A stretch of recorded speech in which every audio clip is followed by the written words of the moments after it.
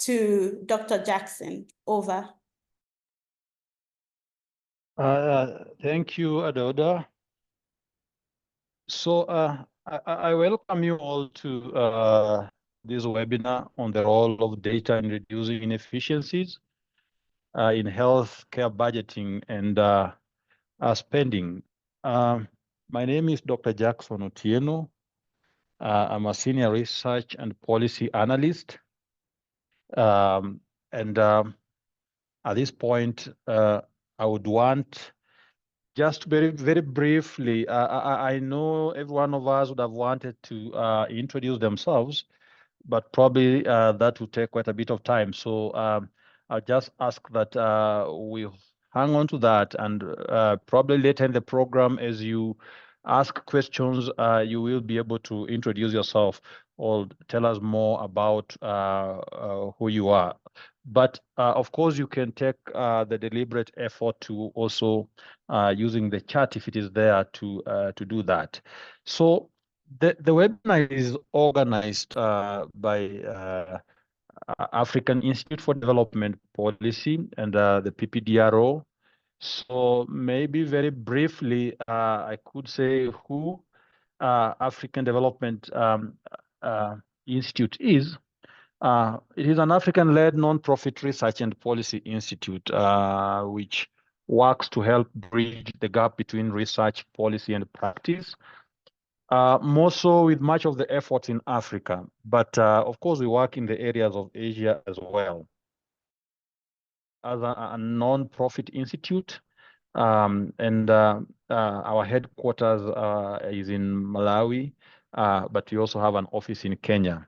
So our efforts is to contribute to the realization of development aspirations across the globe, and more so targeting Africa, by enabling effective formulation of policies that are changing, life-changing to our people. So allow me to share with you briefly about the project that is supporting this webinar. The project is the Advanced Domestic Health Financing, which is being implemented in 4 countries, that is Kenya, Malawi, Zambia, and Uganda, and which we will at some later point be sharing the experiences that these countries are going through in terms of use of data in decision making. So very briefly, I'll share my screen.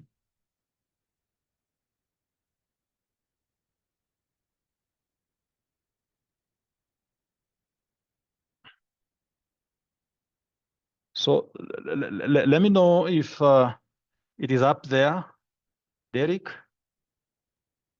Yes, we can see your screen, Jackson. Okay. So we all understand how the world is what the world is experiencing in terms of financing of healthcare interventions. Much of the healthcare needs in Africa, largely Africa, had been supported by the developed countries in terms of financing most of those vertical healthcare needs. But then we realize in the most recent times that the resources towards health are going down and down as the donors move out to attend to other global development issues. For example, you all understand the current wars going on in the Middle East and in Europe. You understand some of the most recent issues around the effects of COVID. So basically, what is happening as domestic, as African countries, we are not investing sufficient resources enough to help us realize our development goals in terms of health, and also to meet the commitments that we make. For example, African countries have made a number of commitments in terms of setting aside, say 15% of the general government expenditure to health. I don't think many countries in Africa, maybe a few, may have reached that target. So we really are not investing enough in terms of what we commit. But again, we also see that even that which we invest in health, we still don't use those health resources efficiently to realize improvements in health outcomes. So I just use one of the countries that we have. This is data from Kenya, which is more recent also, and the data basically tells us that even as we don't invest enough resources toward health, um, even the way we target those resources in terms of which areas of health the resources are utilized, we also don't do that proper targeting of the health resources in areas where we are likely to get or more results, or where data tells us that if we invest in such areas, for example, in the preventive promotive health, there are better health outcomes as opposed to when we invest in curative.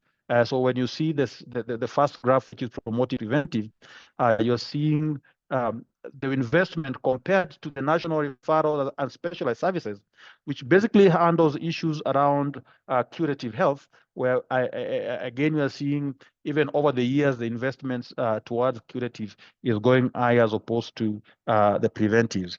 And when I talked of we are not using the resources efficiently, again, you're seeing here, even based on the allocations that the countries get on an annual basis from maybe the central government, all these monies is not 100% utilized. This is at both national and subnational level. I know many of us here could be coming from across different countries, but even when we were to use data from across different countries, the story does not change. So this is just for illustration purposes, but the story will not change anyway. Some of the reasons that we are not doing much in increasing resources toward health, and also not using health resources in a better way, is the issue around data, the lack of quality data or timely data that could help decision makers make timely and quality decisions. Again, we find that health sometimes is not highly prioritized in the public budget. And that aspect of our reliance on the user fee or the out of pocket is a significant thing in Africa because most countries find themselves with out of pocket still going in some cases to over 30%. I'm sure some few countries have been able to reduce this to below 10%, but many countries are still up there. And what is coming out from what we get from the study that we see is that we don't have that proper understanding in terms of dialoguing with the Ministry of Health, the Ministry of Finance on issues of health resource allocation. The Ministry of Finance, for those who have worked or who have experience with Ministry of Finance, in terms of resource mobilization and allocation, they tend to move or bias more to the side of how critical is the intervention we are making with the resources that are scarce going to be to the economy in general. So that aspects of criticality of such investments, we as a health practitioner don't bring that strong argument to the table when it comes to the discussions around the economic criticality of health, probably because of lack of better way of packaging health data to speak in terms of economic return of investments on health. And again, there is also aspects of the linkages between national and subnational levels, which is many times weak or sometimes weak. We also have weak resource pooling mechanism. The level of fragmentation in terms of the way the health sector is predisposed is such that we, for example, have so many pools that are there, scattered all over. And of course, this really does not help in terms of better resource mobilization. And the issue around weaknesses in terms of the private sector involvement, the public-private sector relationship is fairly weak in the health sector. And finally, there is an aspect of weak public finance, financial management, which again, if you dig deeper into the literature, you find that at the primary healthcare level, the level at which the public finance management is very weak. So the project on advanced domestic health financing is trying to help bridge this gap.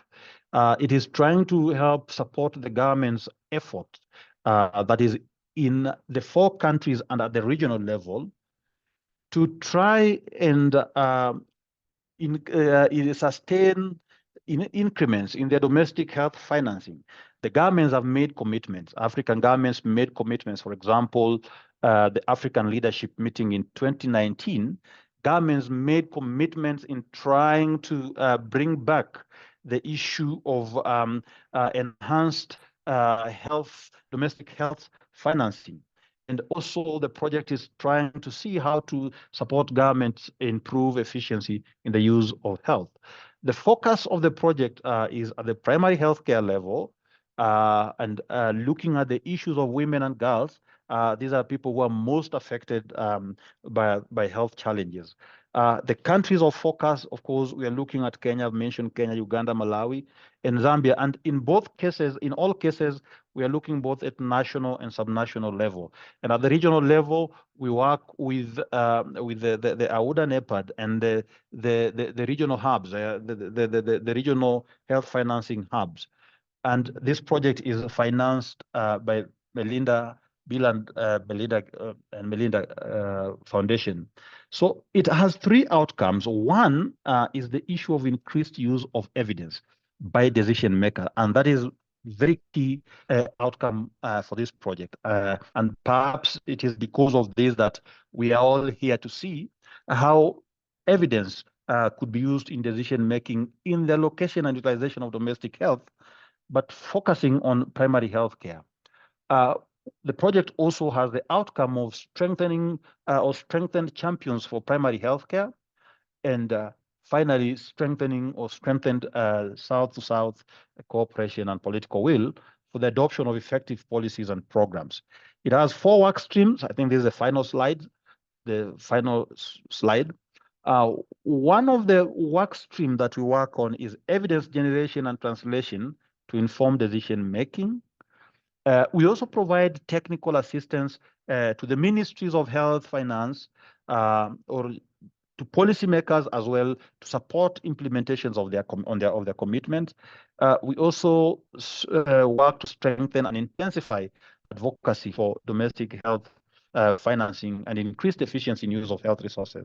And finally, we also support individual and institutional capacity that is needed to increase or sustain the issues of domestic health financing. Of course, for today's webinar, the objectives here today are 2.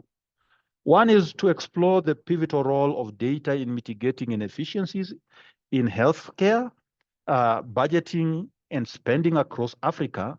And the next objective is just to create a platform. This is just a platform for us to share health financing data, insights, best practices, innovative strategies for optimizing resource allocation and utilization. And now moving forward from now, I will invite our presenters. We have 4 presenters from 4 countries. These are seasoned economists or seasoned practitioners in the healthcare space who will provide us with some of the discussions around the data use. And I will start with Dr. David Junguna. Maybe allow me to remove my screen and then very ably introduce Dr. Juguna.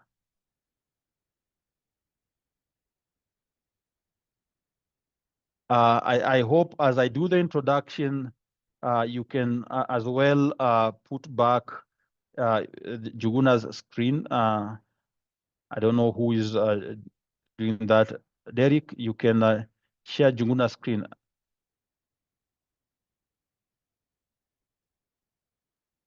So let me introduce Juguna. Dr. Juguna is a well-seasoned health economist with a very wide range of experience in the health sector. His expertise is on health policy, health financing, and costing, with extensive knowledge and experience in the health system strengthening, health policy and planning in developing countries. He has offered technical assistance in many countries in Africa and also across Africa. But more specifically, and because of the experience we need today, he's worked in the issues around health in Kenya, Tanzania, Nigeria, Namibia, Eswatini, Southern Sudan, and Eritrea, just among others. David's work experience and advisory spans the public and private sector, and from NGOs and key international development partners. He possesses vast understanding of health financing functions with over 15 years of experience. Now, allow me to invite Dr. Juguna to take the floor and move with the presentation. Thank you. Over to you, Dr. Juguna.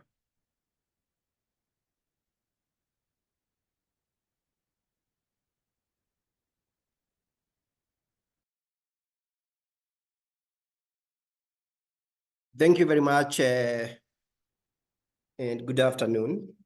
So I'll just speak to the role of data in reducing inefficiency in the healthcare budgeting and spending, where I will take a swab in the sub-Saharan African and also in the country. So as I make the presentation, we are looking at it in terms of the inequity in outcomes within the member states. So you've seen over the years, there is investments in health. However, there is no commensurate improvement in outcomes. Also within the region, we've seen that, we still have a high burden of ill health and death, looking at the communicable that we need to sustain the gains, as well as the emerging non-communicable conditions.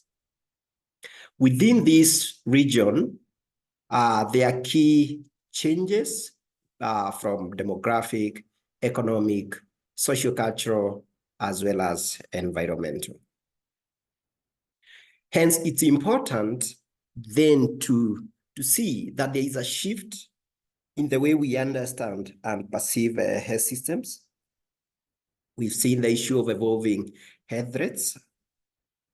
We've seen a different socio-environment, economic and political environment within the region, as well as evolving ways of understanding the health service provision, driven by the need for comprehensive PHC approach in order to attain UHC. So the major focus or major changes is a focus on delivery of basic cost-effective services targeting high disease burden conditions to a range of services, essential services targeting unique needs across age cohorts.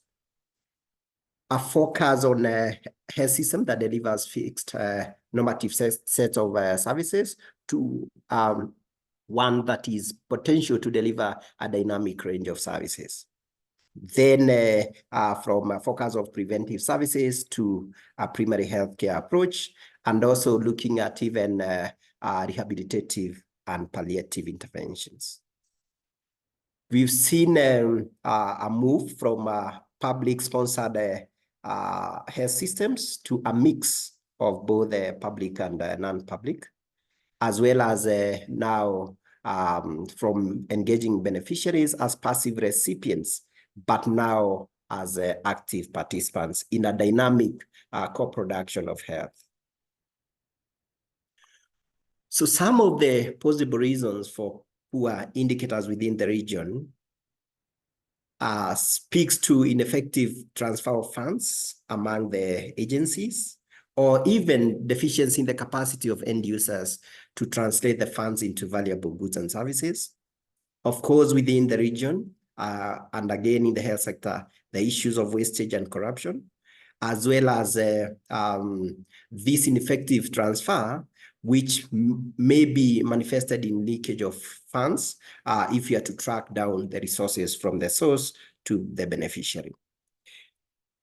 When you talk about inefficiency here, we could speak to both technical as well as allocative resources, where technical efficiency here, we are talking about addressing the issue of using given resources to maximum advantage. Whereas allocative efficiency here, we are pertains to selecting the right factor inputs that we should devote to the health system. Financing, as you are all aware, is not just about mobilizing funds, but it goes to look at the four major functions: how we mobilize, how we pool the risk, how we allocate resources, as well as how we pay for services. This is a game changer from the traditional funding. Here, I just want to show how we've been allocating resources, as earlier mentioned, in the sub-Saharan African. So you can see that, well, there is some increase from the lows of 35% to 40% funding from public sources. However, as we think about transitioning to domestic resource mobilization or mechanisms, you see still there is quite a large proportion that is dependent on development partners. And worse off when we talk about the disease spending, be it HIV, TB, malaria. What is most worrying is the contribution by households through out-of-pocket, where within the region we see a third of the resources that are spent within the health system comes from out-of-pocket. So we know that when people have to pay when they are seeking care, then this is a deterrent to access. And if you look at most member states, about 25% of their households do not seek care when they are ill. And again, a fifth of them have cited financial hardships. So we need to see how we program our resources to ensure that this out-of-pocket is either converted to prepaid mechanisms. Looking at the WHO recommendation that when we have an out-of-pocket spending between 15 to 20% of total health expenditure, then this has a negligible effect on catastrophic and impoverishment. Hence, we need to see how we shift these out-of-pocket to the prepaid mechanism. Analysis of what different financing support. So from the four sources of funding for the health system, then you can see that public sector is likely to either support the staffing, infrastructure, some bit of program support, information and financial management. Whereas partner financing now will support also a number of elements within the system. Zooming into the two, you note that when we talk about efficiency and predictability of financing, then for stable health systems approach, then we should see more of the public financing and less of external financing of the system. A publication is available on a scan of the African region as provided. So looking at some of evidence that we've generated. So this is a case of Kenya, where we conducted the national health accounts. We've seen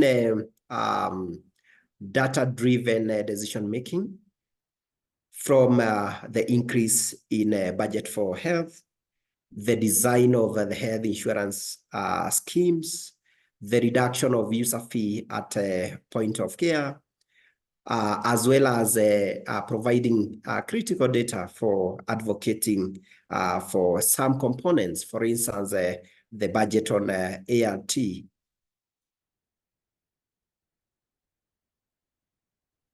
So as we think around PHC, the big question is then, why is it important? And from global literature, you can see that using PHC approach, we have 60 million lives that will be saved. We have the increase in average life expectancy within the globe. The aversion of deaths, be it child maternal, the issue of stunting, anemia in pregnancy, etc. Which looking at it, there is an overall increase when you avert a burden of disease, and this has an impact on the DALYs over a period of time. So again, looking at the country, so we've seen that from data that there is an increase in spending for PHC between 2016 and 2020. However, if you had to look at PHC spending as a percentage of total health expenditure, there is some reduction. However, you can see some traction in terms of how government has prioritized PHC and a reduction of donor spending over the same period. So then as we think about decision-making, you come up with a case, an investment case. For instance, now for Kenya, we looked at quantitative analysis to make an argument for investment in PHC with an aim to demonstrate the economic burden and also describe the impact of scaling up in investments in treatment and prevention. So here we are looking at the burden in terms of how these investments will reduce the health burden, and the savings from productivity losses that will accrue from this, so that we're able to showcase the benefit costs. So in terms of the approach, as earlier mentioned, estimating the economic burden of the conditions, estimating the cost of interventions, estimating the impact of the interventions in terms of a reduction in mortalities and gains in productivity, and then quantifying the return on investment. So this is just a snapshot in terms of the outcomes, in terms of the deaths averted, in terms of stunting averted, and also other indicators as shown. And from this analysis, we are able to show the effectiveness of using a PHC approach in health system delivery. So as we think about data, and as we think about the dwindling resources from partners, among competing needs, then we need to see how do we get more health for the available resources, and hence we should have a data-driven process from planning, to review, to implementation, and even how we allocate resources. A shift from the traditional financing or allocation to actually a data-driven one. Sustainable health financing Here we are looking at a situation where we have more of public investments, less of household in funds, which are actually more in prepaid mechanisms, and very little paid direct at point of care. And of course, minimizing development partners resources that goes directly to service delivery, but now allowing the partners to support health systems.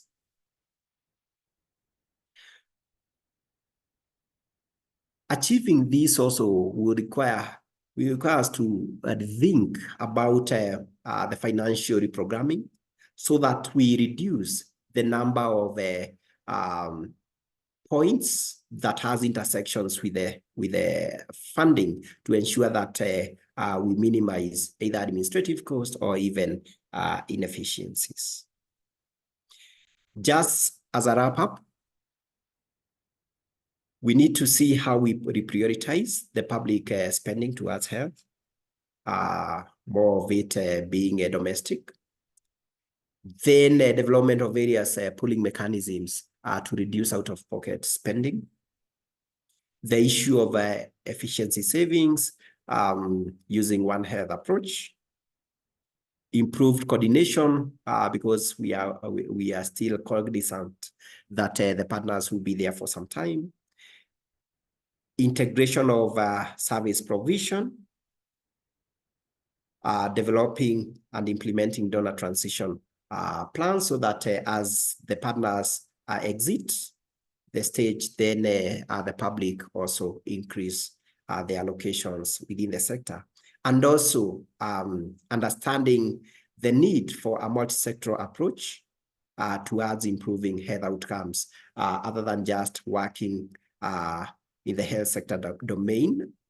We implement a health in all policies approach. I want to end there and thank you very much. Thank you very much, Dr. Njuguna.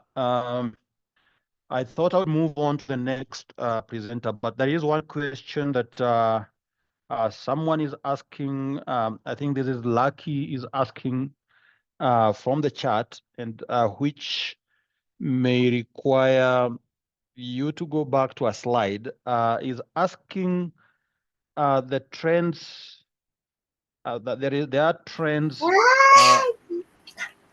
Okay. Sure. The trend in contribution figure, I got some doubts on the trend. And for the external funding ranging from only 4 to 9%, you mentioned that is from Southern Africa. Could you explain that, Dr. Njuguna? Thank you very much. So this analysis comes from Global Health Expenditure Database maintained by WHO. So what I've done is that I've ran the analysis for all. These are an aggregate for all African countries that report to WHO. Of course, when you zoom out this figure, or you zoom in this figure and you go to country specific, then the proportions changes. For instance, if we are to look at Kenya, you'll see external funding now increasing to 19%. You see public resources going to 52%, and private, including household, are going to 30%. So this is an aggregate, of course, appreciating that there are countries doing better and others that are actually not doing very well. Okay. Thank you, Dr. Njuguna. For now, we'll move on to the next presentation. We want to get to learn what is happening in Zambia. And for that, I'll call Dr. Lucas Zulu. Dr. Lucas Zulu is a public health professional who currently serves as Assistant Director of the Department of Planning and Budgeting at the Ministry of Health in Zambia. He has over a decade of experience in health sector management, and Lucas has always also been instrumental in shaping and executing the strategic health plans that align with the national health priorities in Zambia. Of course, as an assistant director in the Ministry of Health, he oversees issues around formulation and implementation of health sector budget, ensuring optimization or optimal allocation of resources to improve healthcare. And in the current position, he leads a team of planners and budget analysts responsible for developing, monitoring, and evaluating health budget and expenditure. So allow me to invite Dr. Lucas to at least also give us a flavor of what is happening in Zambia in terms of how data is used in supporting decision making for improved health resource allocation. Welcome, Dr. Lucas. Okay, thank you very much, Dr. Jackson. I just want to, linking up from your introductory presentation, just to confirm that Zambia is one of the beneficiaries from the support which is coming through AFDEP in health financing. Currently, they have helped us to engage a consultant by the name of Dr. Kaonga, who reported this week. And we are so grateful to that support. We believe that that support will help us to move around a lot of things that have not been moving as expected in one of the units that we have for health financing in the Policy and Planning Department. Thank you very much. I'm sure Dr. Kaonga is also with me in this meeting. Maybe you can just greet the people, Dr. Kaonga.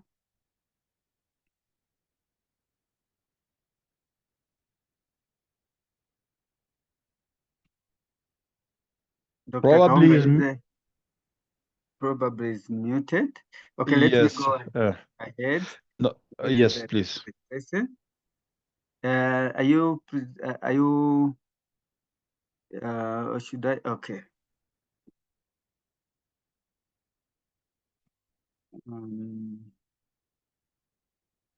Maybe if you could have just zoomed it's a slideshow, so it could.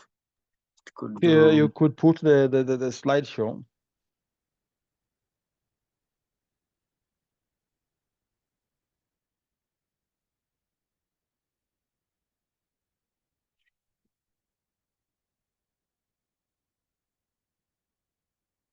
Or do I just share from here?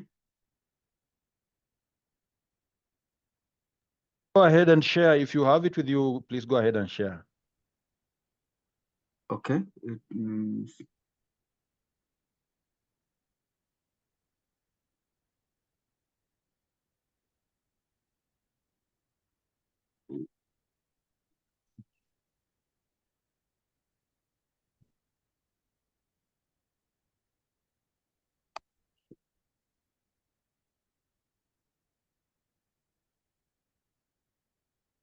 Are you able to see my presentation? Yes, we are.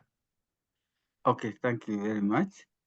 Okay, the way I would start is perhaps to start by highlighting some of the challenges that we face in the healthcare systems, especially in the low and middle income countries, including Zambia. We face a lot of challenges in managing the little resources. I'm sure you will agree with me that one of the challenges in Africa is the issue of scarcity in terms of resources, meaning that the little resources that are available, we need to use them efficiently. But the main source for efficient use of resources is having accurate data, or at least reliable data on what we are doing. So this lack of data, in most cases, it has led into inefficiencies in budgeting, meaning that you were supposed to budget for that, but you end up allocating resources to that. Even when it comes to spending, there are also all sorts of issues leading to suboptimal health outcomes.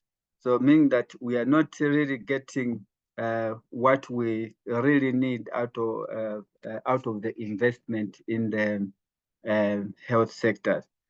So the solution then is we need to strategically use data so that we are able to identify where are the areas where there are inefficiencies. If you can identify the problem, then you can find ways to solve those problems. So in Zambia, mostly we require accurate data at a point where, starting from the point when we are doing the strategic planning, when we are developing our health strategic plans. It could be a disease-specific strategic plan. It could be a national plan. But in there, the key thing is that you need reliable data in terms of what are the prevalences of certain diseases, what are the demographics, how much infrastructure do we have, and how much do we need in terms of service utilization, what are the utilization patterns in the different localities in the country. So in Zambia, we so much emphasize to have reliable data to do all such. Then data is also quite key for us in resource allocation.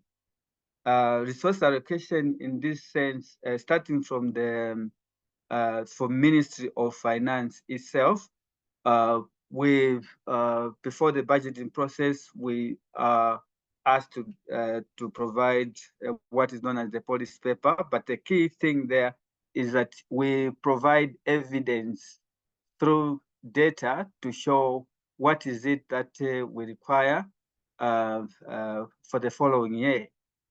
So it helps us data helps us to efficiently allocate, is it the medicine or medical supplies, which equipment are needed in which locality, what is the quantity. It also help us track the state of the equipment that are already in health facilities. Data also informs us the available personnel on the ground in health facilities, and also what are the gaps that that are existing, and therefore to know how much to allocate towards human resource, as well as when we are distributing those the personnel to health facilities. It's all about data, and data is for us is also very important because when we are distributing, say, the resources to these health facilities, is it to hospitals? First of all, there is a formula that is generated or is developed. But to develop a formula, it's very key for us to use data in terms of population, the demographic. We need data to do that.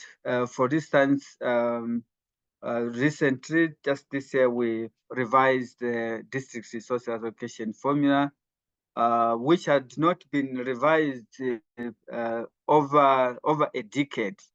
Now, the finding is that because of using unreliable data, which has been overtaken by events over a period of time, where when the results came out, we realized that there were a lot of inefficiencies as well as inequality in terms of allocation of resources to districts, as well as to health facilities. So this is just to emphasize that we really need reliable data if we are to equitably allocate resources. We just need that. And we will be soon be revising the hospital allocation formula, having realized how our unupdated formula had lagged. So we will be embarking on the hospital resource allocation formula just to see to it that we allocate resources equitably to different districts, health facilities, that kind of thing. Then data also, even right from the Ministry of Finance point of view, there is it's so much needed in financial management, where Zambia has adopted a data-driven approach to financial management through an integrated financial management system. This system runs from Ministry of Finance all the way to ministries. So key in it for the budgeting as well as the spending is data. We need to know how much is to go where, how much is being spent at whatever point using this this kind of system. Then we also use data in this supply chain management. For Zambia, we use an electronic management information system to manage the supply chain for medical commodities. Right from the time when the data reaches the warehouse from our agency, that is the Zambia Medicine and Medical Supplies Agency warehouse, up to the time when it is moving to the health facilities, we use data. The system generates data to show where is this type of commodity now, how much has arrived at this point, how much is getting into the health facilities, how much is being used, what are the stock levels, so that you can know when to replenish. So it's a real-time data system that helps to track a lot of things. So just trying to emphasize the importance of data. We also use data in monitoring and evaluation of our programs. It's so much data-based.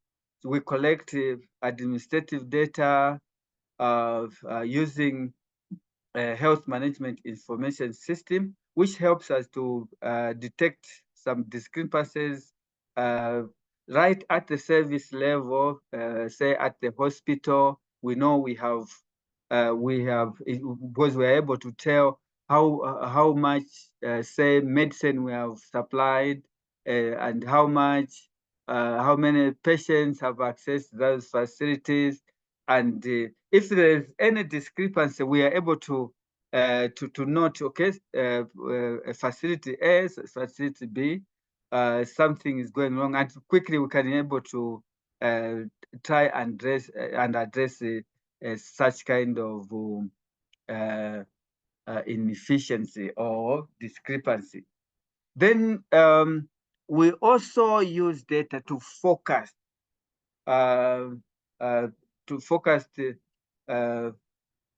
number of things, particularly when we are procuring the medicine. First of all, using the benefit package, we're able to know, okay, which diseases are we targeting, and then we are going to also look at the disease prevalence and that kind of data and the population, what are the morbidities. So this kind of data, once put together, we are able to forecast how much quantity do we need for this particular disease. Is it malaria? Is it HIV? Is it so? All it's about data. Then our system collects both what is known as administrative data as well as service data. For administrative data,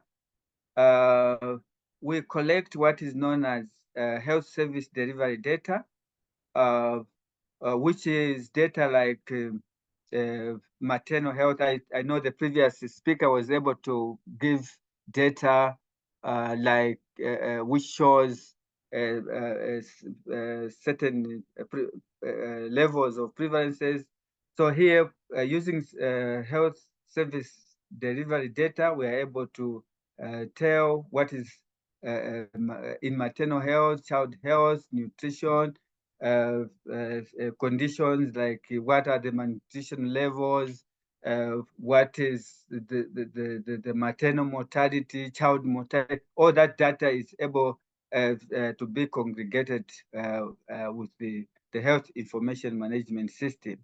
Also, disease aggregation data is collected, like we are able to know the prevalence of the incidence of malaria, STIs using the health information system.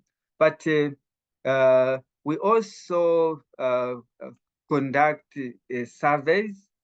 Currently, there is a big survey that is going on, which helps us to collect a lot of information in terms of output of our health system. That is the Zambia Demographic Health Survey.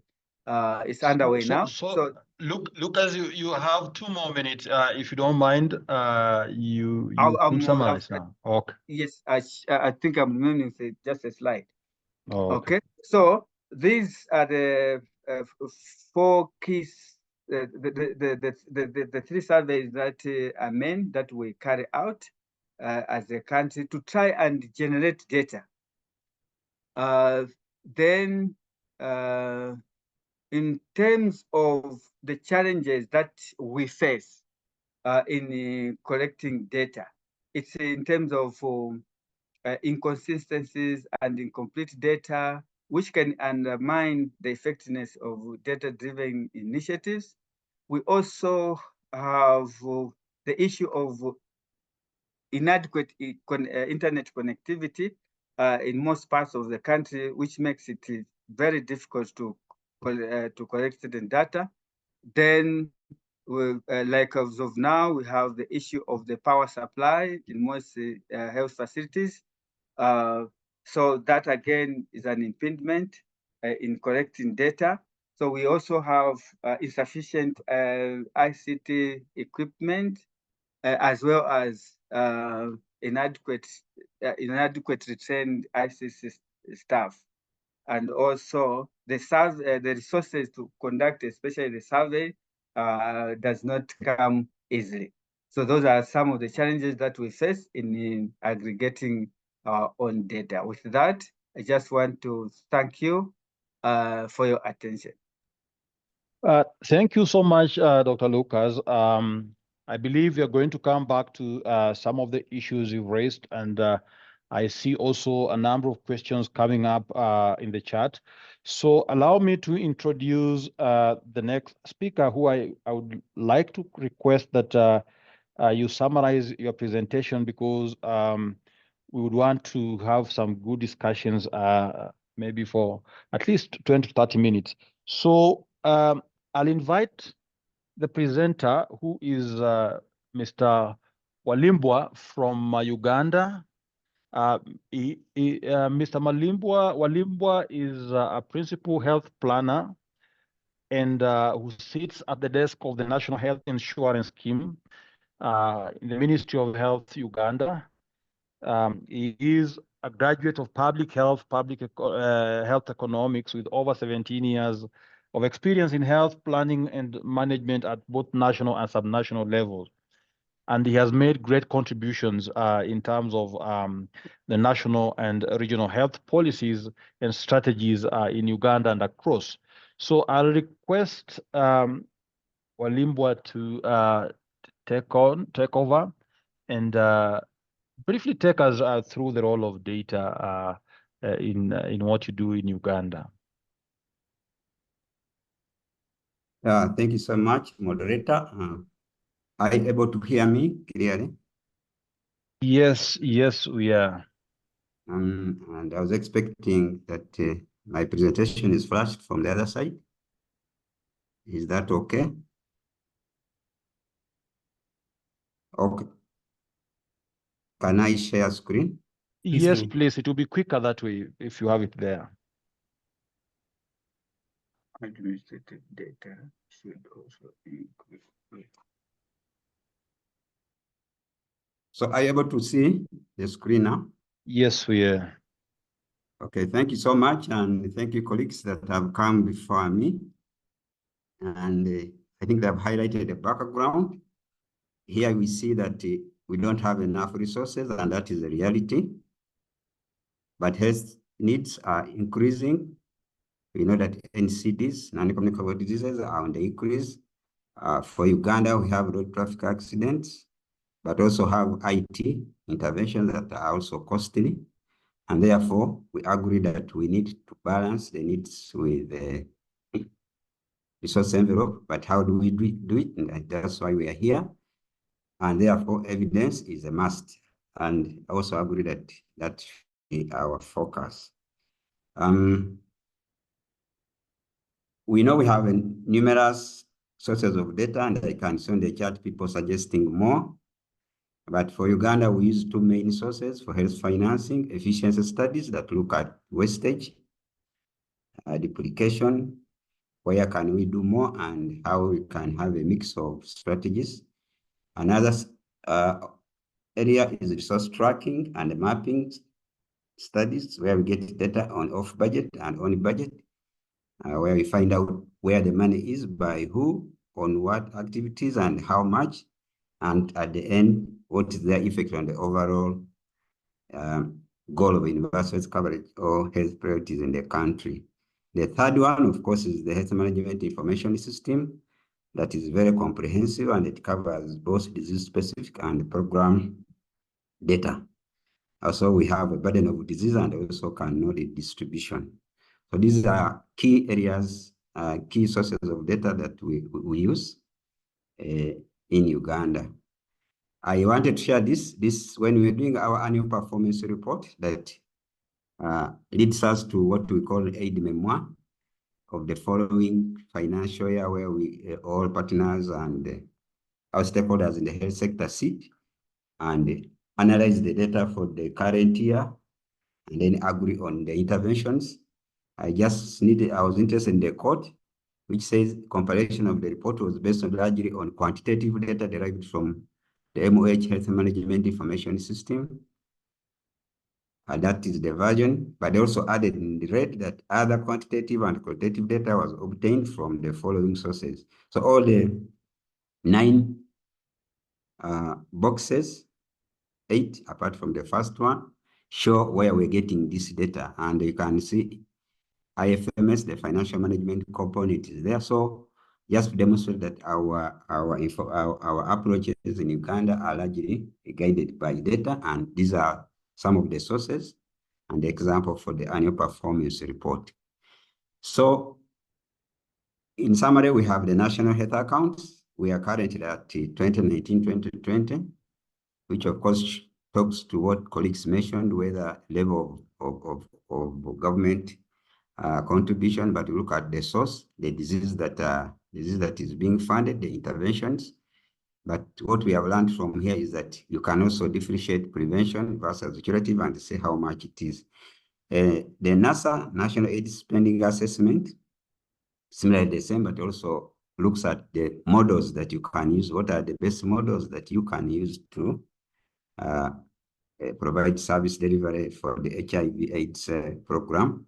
Then we have special studies that are done by malaria, HIV, reproductive health, TB, that also contribute. Then also again have the DHIS2 or Health Management Information System. I'll go to how we have used this in Uganda and try to demonstrate the effect. The national health account has been a key tool that we have been using to show Minister of Finance, the stakeholders, where money comes, where expenditure comes from. I realize that we were able to demonstrate that a lot of money was coming from donors and out-of-pocket expenditure, and the government was contributing very little in terms of expenditure. Actually, for Uganda, for the last 5 years or so, it was donor 41%, out-of-pocket also 41%, and government was taking the rest. So in this, we have been able to realize some gradual increments from 1.8 trillion Uganda shillings to 3.6, which is almost double. And this can be attributed to the pressure and evidence that we have demonstrated. And the country is not happy to listen to that data, so they want.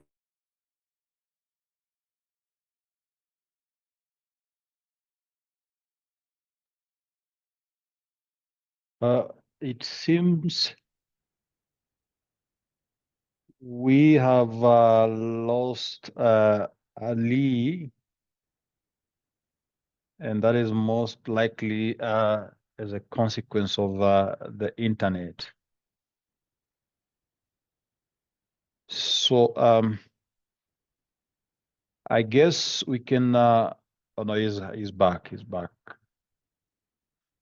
We can move on and have the next presentation, our last presentation. I really want to leave time for some questions. And this is from Moses. Moses is from Malawi, is a chief economist in the Ministry of Health, Malawi. Is at the Department of Policy Planning and Development. Moses is a graduate of with a master's in economic planning, economic policy and management, and with over 15 years experience in the Malawi public service and non-state actors as a policy planning and budget formulation expert. So allow me to welcome him. Hopefully it can take a few minutes. And if we get Ali back, then we can allow Ali to finish. So Moses, please take over. Thank you. Thank you so much, the moderator, Dr. Jackson, and all the members. Let me share my screen.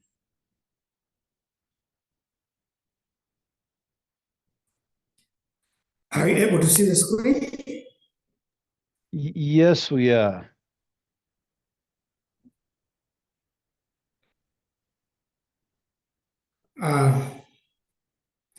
Thank you so much, the moderator, and also others. I need also to concur with the second presenter that Malawi also is also benefiting from AFDEB. As of now, we're in the process of recruiting a consultant sector engagement to assist the ministry. Yeah, let me go back to the gist of the matter for today. As introduction, budget spending in the sector varies from country to country. depending on the GDP. As Malawi, GDP is expected to reach $571 US by the end of this year. But most of our health sector budget is supported by the government, donor partners, and also private sector. These translate 39% per capita total expenditure, health expenditure, which recommends a minimum of 86 to deliver a minimum package of health intervention. Initially, our health intervention, we're calling it essential health package, but as of now, we're calling it health benefit package. Our health sector budget is highly donor dependent. On average, public financing is 24%, and private sector 21%, and the donor representing the highest of 54%, as also other countries. This implies that the government spends 9.6 health expenditure per capita. As Malawi, we have just launched what we call our health sector strategic plan, which we are aligning at that global level. You know, this donor fatigue. It means we need to use a domestic financing. As part of it, we want to reform from universal health coverage. And the past practices will not deliver results, but in future, but we need to have progress, need some reforms. That's why in our health strategic plan 3, we have 11 game changers. For the purpose of this meeting, since we are focusing on health financing, we can focus on game changer number 11 on health financing, which include resource mobilization domestically, strategic purchasing, resource pooling, and also health systems. What are some of the key health financing issues in Malawi? As in my previous slide, I mentioned about our health sector strategic plan 3, which one of the game changers is health financing, domestic financing, which we're going to provide mechanism for health sector so that as a country as Malawi, we can achieve universal health coverage. In this strategy, we have like 4 pillars, which is resource mobilization, that is domestic resource mobilization, resource pooling, strategic purchasing, and also strengthening health systems. Since we launched it last year, because we are aligning to our budget and also our vision for the next 8 years, there's some progress in terms of resource mobilization, like health efficiencies in terms of in-service training. We've done a lot of private engagement where we are at the level of developing a framework. Resource pooling, we're talking about one budget, one plan for us to track resources, because if you have the data, you'll be able to know how much you can use these resources for intended purpose. In terms of the role in the data, because data is always good to have the data which can inform in terms of their decision making. Data plays a role in reducing efficiency in healthcare budgeting and spending in Malawi. I will mention in terms of evidence-based, how the data have managed to influence decision makers, and also resource allocation, and in terms of fraud, and also monitoring. As Malawi, in terms of, we have also our national health account, as my colleague from Uganda mentioned, and also Zambia. the data from the national account for 2022 that was analyzed, and that one we're able to convince the decision makers in terms of budget allocation in health sector in Malawi. Like this financial year, because our year starts in April, we have seen a surge in health budget allocation. It was 8.8 in 2023, and it has jumped to 12%. It means we only have like 3% for us to achieve the Abuja declaration. It means the data from our data, it means we're able to influence even member of parliament, civil society, and also Minister of Finance. And this increase shows a lot of commitment in terms of primary health systems and also sanitation in Malawi.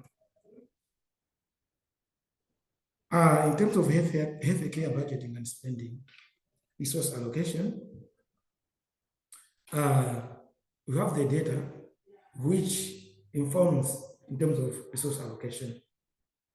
And the team from Malawi, including from the private department, had to come up with the resource allocation for subnational level, which had to use the demographic, epidemiological data and also health sector data, which by using the data, we're able to give an equal per capita allocation for each district. From the national level, how can we share these resources and allocate these resources? And also some estimates on resources to provide Malawi essential health benefit package as part of cost-effective interventions. And the data they have for Malawi in terms of resource allocation formula at that subnational level is linked to health benefit package that can assist delivering the national priorities in terms of healthcare services. Apart from that formula at that level, at sub-national level, we have also gone far since we have difficulties to have the data at the facility level to inform the resources at that level, because resources at the facility level are in kind. It means we have just developed what we call direct facility financing guidelines, which we're going to have an intra-district resource allocation formula. In terms of the data, also comparing the data in budget allocation and spending, and Malawi burden of diseases, the data also unveil disparities between the burden of the diseases and also allocation of the funds. Like some districts receiving significantly higher funding, that is an example of women of childbearing age compared with others. As a ministry, we'll be able to address this inequality going forward. In terms of inefficiency in budget and spending, fraud is also crucial in reducing inefficiency. Like in Malawi as a ministry, we are practicing what we call commitment controls. As my colleague from Zambia mentioned about integrated financial management system, it means initially the local purchase order were generated outside the system. But to reduce this efficiency, as of now, there was even a circular from that top level as part of political will that each and every MDA, including Minister of Health, starting from last year, they were able to use local purchase order generated from the system. And to improve also our efficiency, there is also multiple level approvals, starting from the permanent secretary and also the planning department. They are able to align with the budget and work plan. This has also tried to reduce the efficiencies in as far as budget implementation is concerned. Monitoring and evaluation also can also reduce efficiency in budget spending, whereas one of our pillars in our strategy, as of now, have started implementing it, is one budget, one plan, where even donors and also the government pulling the sources and having tracking how much each donor has contributed, the government has contributed. And this one plan has worked. I can point out that in the last financial year, which ends in March, it worked with 10 development partners, because we developed a template where we collect data from all the partners and then to see how much each partner is contributing. That one can also inform us how much resources are going to have a sector. And this one budget, one plan also, and one M&E requires recommended planning and pooling of resources. And looking ahead, it is crucial to maintain as a country as Malawi this momentum and also capitalize in terms of achievement and establish comprehensive monitoring and evaluation system to monitor and progress in terms of evolving obstacles in terms of efficiency. In conclusion, Malawi as a country has made recommendable strides in terms of using the data to inform the budget allocation and reducing efficiencies to improve health outcomes. But still, there's a need to increase budget allocation that underscoring the positive strides towards prioritizing the health sector so that as a country, we can achieve universal health coverage. And continuing efforts are there as a country to address donor dependency. That's why we have our health financing strategy, which want to raise much of the domestic resources to avoid inefficiencies and also wastage. And also as well, equitable distribution of resources so that to address communicable diseases and also NCDs focusing primary health care. And also finally, in terms of conclusion, collective advocacy, political will, as I already mentioned, that the National Health Account data were able to influence the members of parliament, Minister of Finance, so that as Minister of Health in Malawi can get a lion's share. Even as of now, even the books for this financial year, for the first time, the Minister of Health have the lion's share. Initially, it was used to be Minister of Agriculture, Education, and then third was Minister of Health. But as of now, with the data which was evidence-based, we were able to influence at that level. And then finally, what are we recommending? It means it's continue to generate evidence because the data plays a big role. Because if you have like evidence, you are able to influence. That can be used in health budgeting and spending. And also to redirect more resources in terms of our domestic resources towards primary health care, which is our priority as government of Malawi. And also this can reduce the burden of preventable diseases. And also diversification of domestic revenue resources in terms of much reliance of the donors. It means there's a donor fatigue. By 2030, it means as Malawi as a country, we're already geared how possible we can reduce this donor dependence syndrome so that we can use the domestic resources to finance our health sector. And also prioritize investment in critical gaps like health infrastructure and also workforce capacity that can be reduced inefficiency in care spending budget.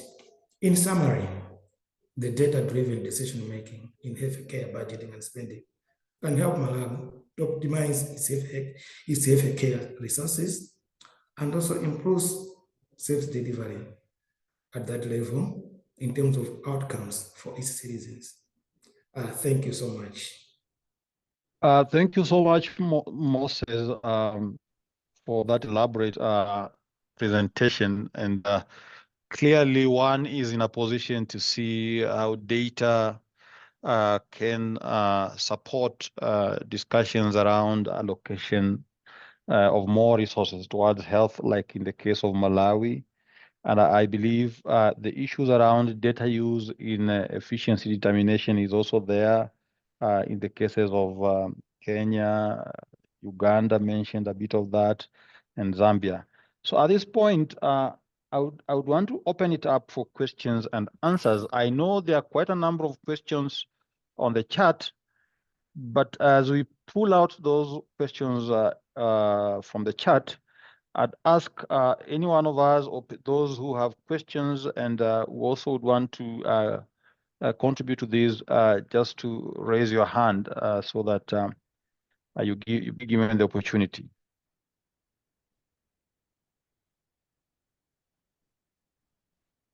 And as we wait for the hands, I could go back to the chat. And there's a question that is coming there, and this one can go to any one of the presenters on how the government perceives the credibility of data generated by non-governmental sources, and what steps the government is also making to incorporate citizen-generated data to support decision-making. Maybe someone to respond to that.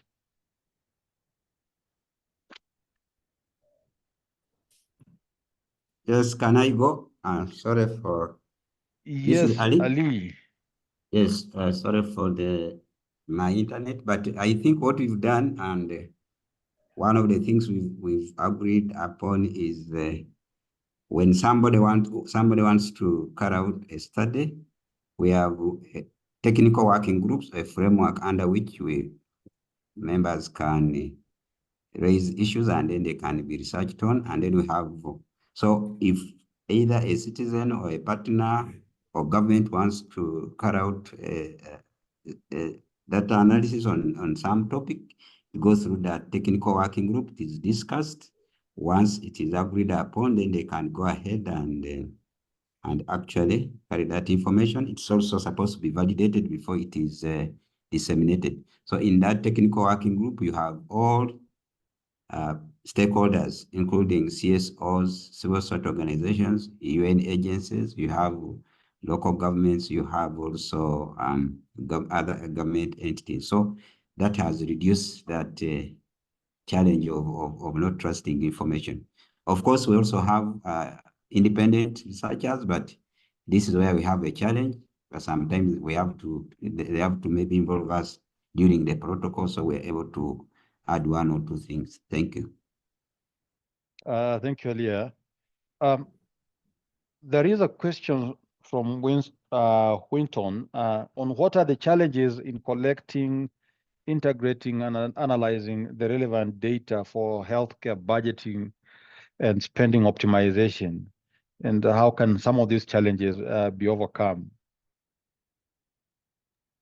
Yeah, thank you very much, moderator. I'll speak to the question that Whiteton has raised in terms of the challenges. And I would say that they actually threefold. One, starting from data collection, where we have issues to do with the data quality and consistency issues. Other issues could also relate to the data volume, as well as the data variety in terms of different sources and how they capture the data. Within also data collection, we could also have challenges relating to data access and data sharing. Then, of course, the second one would speak to data integration. Here we are looking at data in terms of heterogeneous based on the sources. They are not stored in the same way, as well as having a real-time integration and data governance. Then the third component in terms of challenges here relates to data analysis, be it from the analytical tools that are available to analyze this data interpretation, visualization, and we could also speak around the skill gaps within the region to do this analysis. And sometimes these analyses suffer the bias and also from bias and also ethical issues. And some of the recommendations as part of that question is seeing the member states invest in data quality in terms of management, adopting, they could also adopt a robust data integration platform, as well as integrating the IT for real-time data processing. Issues related to enhancing data governance, as well as fostering skills development within public and non-public domains, and maybe lastly to promote ethical data use, so to speak. And maybe while you are still at it, Dr. David, you could speak to the question or share some of the success stories about how healthcare organizations or the government has been able to successfully implement one or two of data-driven strategies that have been able to reduce inefficiency. Thank you very much. So as earlier mentioned within the slide, so I'll speak to the national health accounts, also public expenditure reviews, as well as public expenditure tracking surveys and out-of-pocket estimation. So within the country, these initiatives has one looked at how we have allocated the resources. For instance, looking at the allocation that is more of curative in nature, hence a shift within the current dispensation to primary healthcare approach. Of course, public expenditure tracking survey indicated various leakages within the system. Hence, with the introduction of Public Financial Management Act, then how resources leave the centers to the beneficiary or providers. This has been looked at in terms of reducing bureaucracies, reducing the stages, so to speak. Within the commodity supply system, the adoption of LMIS, Logistic Management Information System, to look at the stock management and also wastage issues, where now it's real time in terms of ordering, in terms of managing the stocks, and this has also improved the turnaround time between requisition as well as filling of the stocks. Thank you, David. There's a question here which is more targeted to the Zambian situation, and Mark would want to understand what elements or criteria the district allocation formula is comprised of. But again, to what extent data management is digitized in the case of Zambia. So I think there is more to Lucas. Okay, so thank you very much. The resource, I'll start with the resource allocation formula. Some of the key features that are there, that determine deprivation of as a district. One of the things that we look at is, for instance, the population. What is the size of the population in that district? We're also looking at the distances. We will also look at the pattern of the diseases. We are also looking at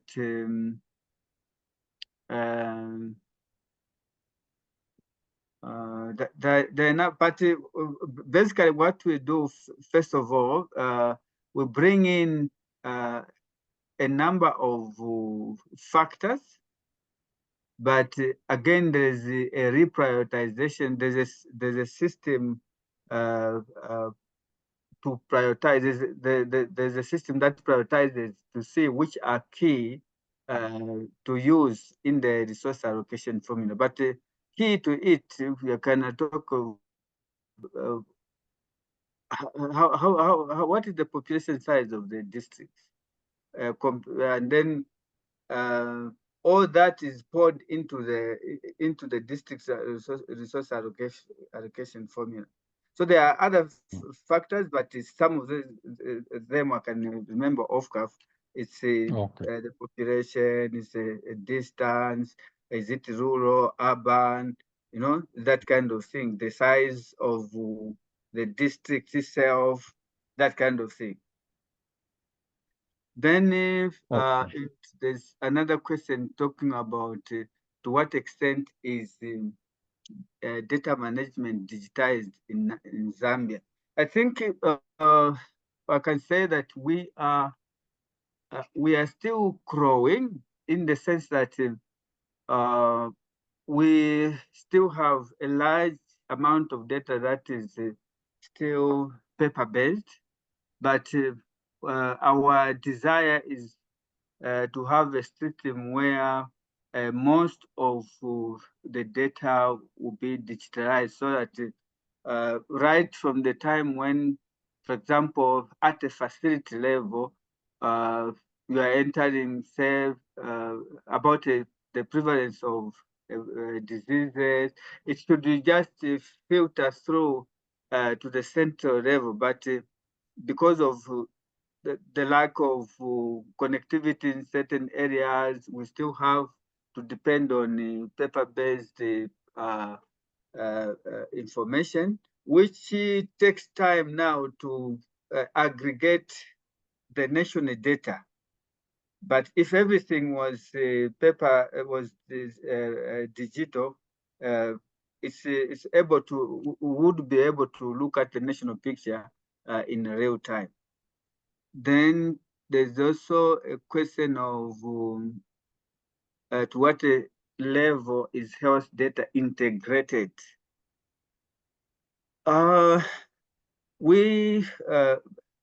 Most health data, what we have done, we use the Zambia Statistical Agency to collect the most key data, but we still have data that is coming, especially from, is it the partners, the civil society organization? We still, that data is still accepted. If it's research data, there is a clearinghouse to ensure that the reliability is ascertained, but most of it really is generated by the government system, but we are still finding it a challenge to wholly integrate in the system. There was one presenter who mentioned some of the challenges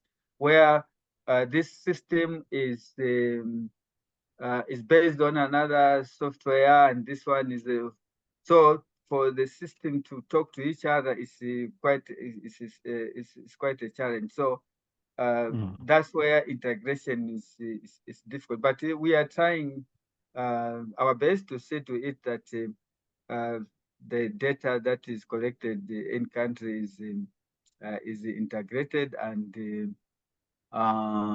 it's comparable to other countries. I think that's what I can say for now. Okay, thank you. And maybe finally, I think there is one question there which talks of budget finance. Budget finance tracking has proven to be complicated both at national and subnational level. That is tracking of budget. And the question is to Uganda, how has it been managed in Uganda? Ali. Yeah, thank you so much. For Uganda, we're working on two fronts. One, we have the development partners. They've developed a simple tool, Excel tool that captures information from the members.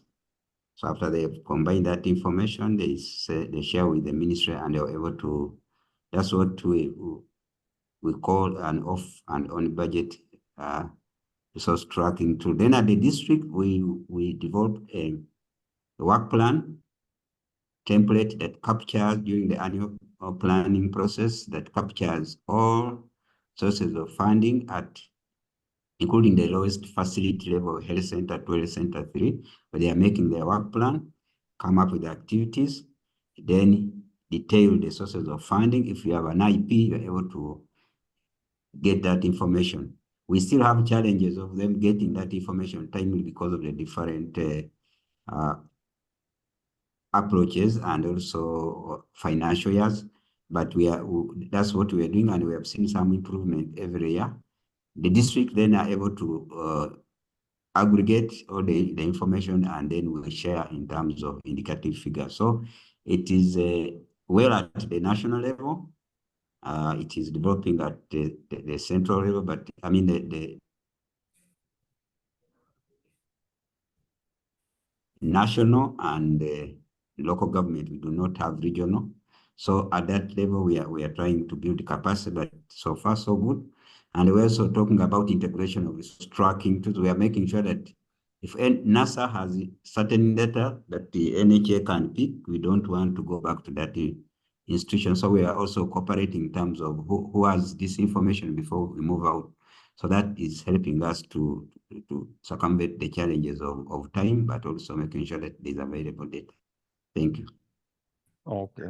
So thank you so much, all the presenters and all the participants. I of course also had a few questions, but maybe I could just make them as comments and something to think about.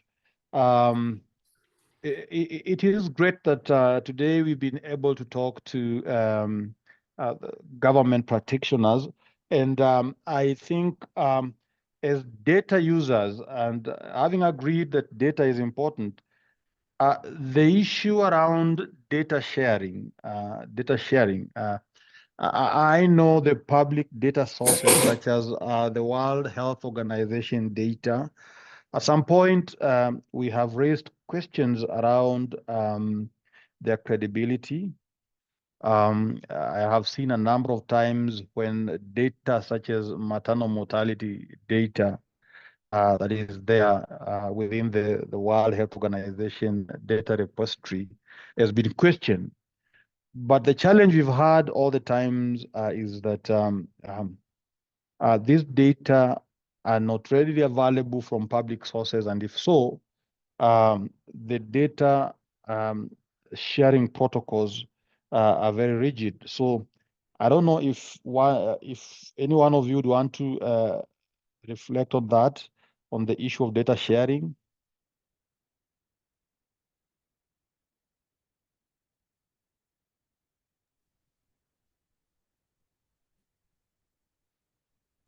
Maybe David? Okay, yes, Ali. Yes. This is a challenge, but I think again, our approach we've used is making sure that we have a technical working group called HIRE that deals with information and data sharing. And if the ministry has a department of information that it develops protocols that is approved by top management, which are within the legal framework of data sharing of the country. So all this is what is used as a checklist when they are interacting with the various stakeholders. But the purpose is that all of the two parties or three parties, civil society, UN agencies, and the government have to agree which data can be shared and which data cannot be shared for the benefit of the population that we are. So that is what we are doing. But in all, we are seeing that there is some effort of validation, just in case if WHO has information that has been captured, it is validated to make sure that this is okay before it is sent either to the regional or to the public. Thank you. Okay. Thank you. Sorry. Can I come in, Jackson? Yes, Moses. Yeah, for the case of Malawi, it means we have also the protocol in terms of data validation. And also, see, we have also some challenges, but at least we have what we call technical working group. I just want to connect with my colleague from Uganda. We have technical working group where the data is validated, maybe from CSOs, UN agencies, and then at that level, once this technical working group has agreed on a certain type of the data, is presented at the senior management for Ministry of Health. And then at that level, if they are satisfied, it means either if they are not satisfied, they can reject it, and maybe they can accept that. At that level is where maybe some dissemination or use of the data can be done.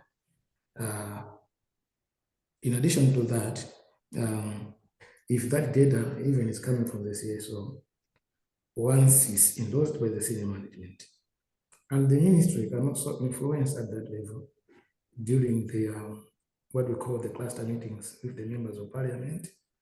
At that level, we can influence it. And also, we have also what we call a donor working group, which at that level, we can also influence in terms of the data, and then say, this is what we have as a country, and the donors can come in, the CSO can be able maybe to use that data. Over to you, Jackson. Thank you. Okay. Thank you so much, Moses. I would have loved to ask a couple of more questions, but I see we are over the time, and maybe I would just at this point most sincerely thank the participants and the presenters who have given their valuable time to be part of this webinar. The role of data, as we've discussed in decision making, is very key within the health sector and across sectors, because as some of the presenters have mentioned, the issue around multisectorality in terms of the interventions in health require that we use data to have that cross-sector engagement. So it is clear again from the presentation that the use of data can actually lead to policymakers seeing the value of allocating resources to health, or within health sector trying to reorganize health priorities and focusing more to interventions that are really of value to the health sector. So as scholars and practitioners, I think use of data, data use to generate evidence is key for decision making. Even as we drive the agenda of health resource mobilization, we will still need to have data and quality of data. And I think as we move forward, we are going to move into this, we are moving into the space where we'll now begin asking more questions around issues around the quality of data, because as data influence decisions, one would want to know how the data was generated, or how the evidence was generated using the data for that purposes. So at this point, I'll just say thank you so much, and probably we'll have to end the webinar at this point. I'll return the program back to the admin. Maybe there is one or two should want to say. Thank you so much, Dr. Jackson. And thank you all once again for really your active participation in this webinar. It's really appreciated. The presenters, the audience. So I've noted this in the chat that the recording and the slides will be shared with all webinar attendees. And also, if you have any further questions or comments, please email afidep.comms@afidep.org or email me, Adudo Anyamushigwe, or my colleague, Derek Ngera. So thank you once again. And this conversation really continues, and we look forward to continuous engagements with you in other spaces. Thank you once again.